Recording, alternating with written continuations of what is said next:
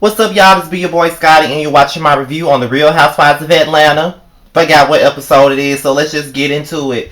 The episode picks up where we left off last week when Sheree basically told Kim that the bitches were being fake in her face after they got through saying how delicate and how sassy and catty Chrissy was the night before at the pool. She pretty much put them all on blast.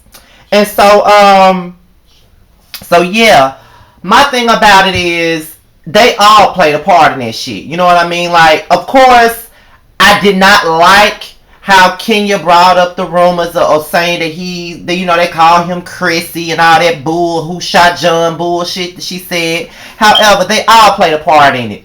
Because they showed a flashback to where all the girls earlier that morning had looked up some rumors about Chris and saying, rumors out that they were saying that he was fruity and gay. Now, I said on the last video that if he was coming on the show, blogs would have reported that he was gay or delivered. To this day, I still ain't seen no blogs that said that. I don't know what the fuck blog website they went on to Google his ass, but I never seen no blog site about him. Never seen no blog post about him, period. So I'm just still gonna go about what the fuck I have seen and haven't seen. I ain't never seen no blog post about him being gay, and I'm not quite looking for it at this point, because I really could give a fuck if he's gay. So, when Sheree called them all out, the first thing that Portia said was, Kenya brought up, no, bitch, no, don't use Kenya as a scapegoat. All of you guys had a part in it. Phaedra, when you called the main sassy, you was alluding to the fact that he just could be a faggot. That's what you said when you called him sassy. Portia, you was alluding to the shit in your confessional when you said, I never got a gay vibe from Chris. Psst. Bitch, yes you were. That's exactly what the fuck you were doing. Y'all need to stop being fake. You know what I'm saying? Stop being fucking fake and just be fucking real at this point. Y'all thought the nigga was gay. Own it. And that's what. And then y'all want to, pinpoint Kenya because everybody know that her ass messy. So y'all want to use Kenya as a motherfucking scapegoat because everybody knows that Kenya messy. So it's like, okay, let's just say Kenya did it, and then we can just keep it moving. I don't like Kenya, and she messy as fuck. But right is right and wrong is wrong. Own up to all y'all part in it. Kenya owned up to it, to the fact that she said, what she said. But the rest of y'all ain't. The only people that really didn't say shit about him was Cynthia and Sheree. Those the only two that really didn't say nothing. Nene, you were laughing. Portia, you said your shit. And Phaedra, you said your shit. And Kenya also said hers. Of course, Kenya said the most out of everybody. But it wasn't just her that was alluding to the rumors. All y'all being fake. Because when y'all get called out, y'all ain't got shit to say. But y'all got all this motherfucking mouth when Kim ain't around. But yeah, y'all ain't got shit to say when the bitch is around. What's wrong with y'all? I mean, I don't quite understand it. But it is what it is. Whatever. Kim left after the hot seat. She really don't give a fuck. She never heard the rumors about him. Whatever. I never heard no rumors about him either, Kim. So can't nobody say you lying. Because I ain't never heard no rumors about him. Okay. So Nene and Phaedra, they take Kim to Reed School. And I honestly feel like Nene felt bad for what she said about Kim's husband and about Kim and everything like that. Because it's pretty clear that Kim is an ongoing joke on the show. Nobody takes her ass seriously and nobody thinks that her ass should be on the show. Now, I said from the very beginning that Kim Fields shouldn't be on here. I said that from the beginning. I didn't see her clashing. Mixing well with the ladies in the first place. Now, I did kind of take a liking to her because she had like a normal life. It wasn't no scripted ass shit. It just seemed like she was a family woman. But just watching her on this show, you cannot be passive when it comes down to these bitches on this show. You got to have your A game. You got to be able to read and defend yourself. You can let these people drag your name through the mud because they will do that. That's why if I ever was on a reality show, I would always have my ducks in a row because you never know how a person gonna come for your motherfucking ass. You can't trust these bitches. You don't know them for Adam. This your first season and you don't know these bitches. You got to be ready for them. You know what I'm saying? You got to be. They take her to Reed School and it was fucking hilarious. Nene and Phaedra are hilarious together, just like Phaedra and Portia. And like somebody said on the message board, it would be really, really fun on the show if Nene, Kenya, Portia, and Phaedra all got along. It would be so much fun because they're all fun together. And that's true. They were teaching Kim how to read, but Kim was like, why did we have to go dirty? You know what I'm saying? Why can't I just be grown about it? Which is, I respect that.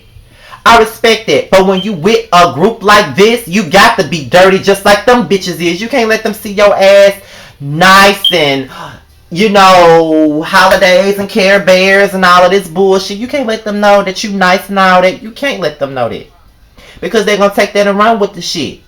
So, it is what it is. That's how I feel about it.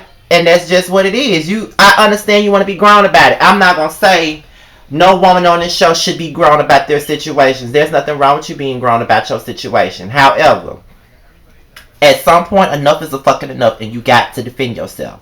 So they all go out for dinner. The niggas enjoying themselves. They up here smoking that weed and everything like that. So they all enjoying themselves. So ain't no need for me to even touch on them. That the women have dinner, and Nene decides to bring the Kim and Kenya the beef to the table, pretty much. And Kim confronts Kenya. Kenya confronts Kim. But I did not like when Kenya said, now you can finally speak for yourself. And that's when Cynthia came in. Now I can't say y'all know I can't fucking stand Cynthia at all. I can't stand Cynthia. She my least favorite on the show. Everybody think that Kenya my least favorite, but that bitch right there takes the fucking cake of my least favorite housewife. However, she intervened because she knew where Kenya was going. She know that Kenya can be very fucking shady, and she didn't have to be, because that's where they go wrong. When you want to take jabs and want to throw your little darts at people, you can't do that if you're trying to have a civilized conversation. So she intervenes and had them started over. Pretty much in a nutshell, they agree to disagree. They agree that they're not gonna be friends. They agree to that, and they just are gonna agree to not disrespect each other. And I don't see nothing wrong with that. Respect my space, I respect yours. I respect your space, as long as you respect mine. That's pretty much what it is. So, not Kenya, after the dinner, Cynthia gets with Sheree and Nene, and she talks about her issues with Kenya. She thinks that it's more, her issues with Kenya is more so, Kenya's issues with Kim is more, it's not even about Kim, because it makes her look like a bully. And that's what makes me come to this conclusion. I don't want nobody to grown me, as they would say on Lipstick Alley, but it's just the truth. Kim doesn't fight like that, and Kenya coming for her make her look like a bully. It's not the same situation with Portia, who gonna jump up and drag her ass by the hair and drag her like a damn dog in the street. That ain't the same situation. Kim ain't gonna go to that level. So when Kenya pulled her chair up for her, you know what I'm saying? It just made her look like a fucking bully. You know what I mean? And I'm glad that Kenya addressed that she was wrong for that. And she addressed that she was wrong. So I can appreciate that. I'm glad that she did that. She took ownership, which is something that she's been doing the whole motherfucking episode. Unlike these other bitches, she did take ownership to what the fuck she did. I'm glad she did take ownership to it. Bitch, you were wrong for pulling her chair up, and bitch, you apologized. End the story. Good. Cynthia says that she wants to come and talk to Kenya about her issues, and I think that she should. So when they had their final dinner, everybody getting along, you know what I'm saying? Look like Sheree and Bob want to get back together, and I hope they do get back together. I mean, I know they went through a lot of shit over the last couple of years, but it looked like they really, really want to try, and it looked like Bob really wants to get back with Sheree. Cynthia and Peter look like they're more stronger than ever. Nene, I will say this. I wasn't too enthusiastic about her coming back, but since she's been back, the show has been a bit better. And she has a more positive attitude instead of that negative ass, stick up my ass attitude that she's had since season 4. I haven't been here for Nene since season 4, but I will say that since she's been back, she has had a positive vibe. So I can say that she's been more so trying to mend the conflict instead of being in the conflict. So I will say that about Nene. Phaedra and Portia, they're both hilarious as always.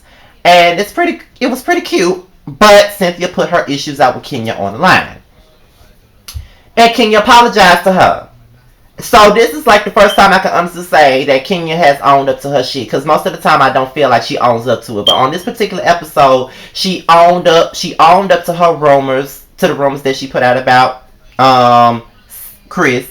She owned up to it being wrong for her to pull up her chair, and she owned up to the fact that she hurt Cynthia's feelings regarding the commercial and her behavior. So all in all, Kenya, I can respect you for apologizing. You know what I mean? I can respect you. I will always probably have an indifferent ass vibe when it comes to Kenya. Because one minute I can defend Kenya, and the next minute I can read the fuck out of her. But in this instance, I don't think that she deserves to be read. She apologized for her bullshit ass behavior that she's had since she's been in Jamaica, and I can appreciate that. So that's all I gotta say about last night's episode.